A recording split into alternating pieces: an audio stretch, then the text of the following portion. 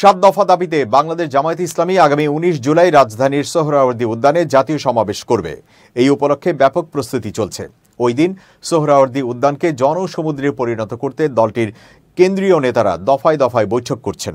সমাবেশে লাখো নেতাকর্মী ও সমর্থক হাজির করার টার্গেট নিয়েছে জামায়াত। ইতোমধ্যে বিএনপি সহ বাম, ডান, ইসলামপন্থী, ফ্যাসিবাদ বিরোধী সব রাজনৈতিক দল ও সংগঠনকে আমন্ত্রণ জানানোর সিদ্ধান্ত নিয়েছে দলটি। জানা গেছে, আগামী নির্বাচনের মধ্য দিয়ে রাষ্ট্র ক্ষমতায় যেতে সর্বোচ্চ শক্তি প্রদর্শন করবে জামায়াত। সেই লক্ষ্যে ইসলামী দলগুলোকে পাশে চায় দলটি।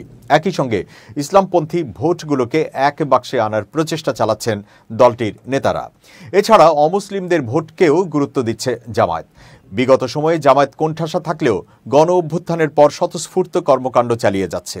এরই মধ্যে দলীয় প্রতীক দাড়িপাল্লা সহ নির্বাচন কমিশনে নিবন্ধনও ফিরে পেয়েছে দলটি। এখন আগামী নির্বাচনে জামাতের শক্তি প্রদর্শনের পালা।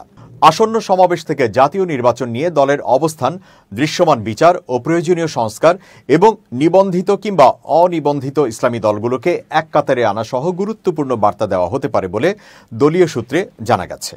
5 আগস্ট গণ অভ্যুত্থানের পর এই সমাবেশ হবে জামাতের সবচেয়ে বড় সমাবেশ।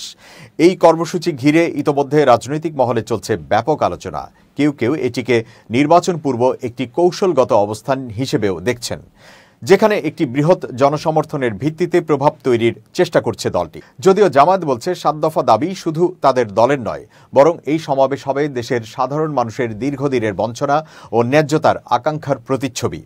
নেতারা জানান, জাতীয় সমাবেশ আগামী জাতীয় সংসদ নির্বাচনের প্রস্তুতির অংশ। ব্যাপক জনসমাগম ও শোডাউনের মধ্য দিয়েই দেশবাসীকে নির্বাচনী বার্তা দেওয়া হবে। 7 দফা দাবির মধ্যে আছে সব গণহত্যার বিচার, প্রয়োজনীয় মৌলিক সংস্কার, জুলাই সনদ ও ঘোষণাপত্র বাস্তবায়ন, জুলাই অভ্যুত্থানে শহীদ ও আহতদের পরিবারের পুনর্বাসন, পিআর পদ্ধতিতে জাতীয় নির্বাচন অনুষ্ঠান, প্রবাসীদের ভোট দেওয়ার ব্যবস্থা এবং লেভেল প্লেয়িং ফিল্ড নিশ্চিতকরণ।